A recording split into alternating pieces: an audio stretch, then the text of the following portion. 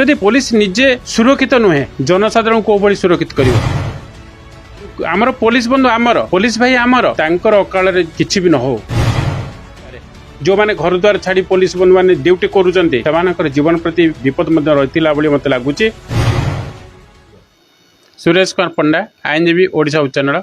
आज जो आपणकर प्रश्न और राज्यवासी गोटे प्रश्न मोर मत नवेदन आमर ओडिशा पुलिस महाशय माननीय डीजी महाशय को एवं राज्य सरकार को देखो गोटे झील केस को नहीं एत बड़ घटना घटी जदि से थाना से भली 10टी लोक पहुँची जीवे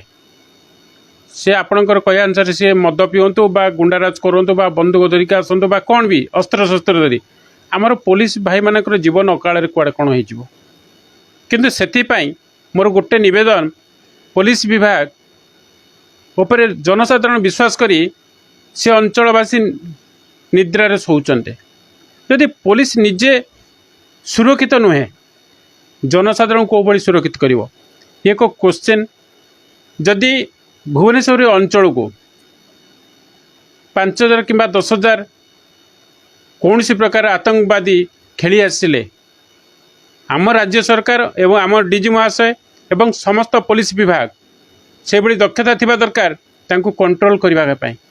जदि यही परिस्थिति छोटिया परिस्थिति आज आसी जन को नहीं जो माने पुलिस प्रशासन विरोध में कि हिंदूवादी विरोध में समाज विरोध में थे से माने एक कौन सी उदाहरण नहीं पारती से मोर विनम्र निवेदन प्रत्येक थाना रे से भली अधिक अधिक संख्यार पुलिस स्टाफ मैंने रुहतु सजग रुहतु जदि 10 जन 15 जन कि अधिक संख्यार किए आसी पुलिस भाई मान आक्रमण करने बसुँच किभली मुकाबला कर एक बैठक नहीं दरकार पड़े स्टाफ संख्या बढ़ाई दि जाऊ आमर पुलिस बंधु आमर पुलिस भाई आमर तांकर अकाल किसी भी न हो से मोर एक निवेदन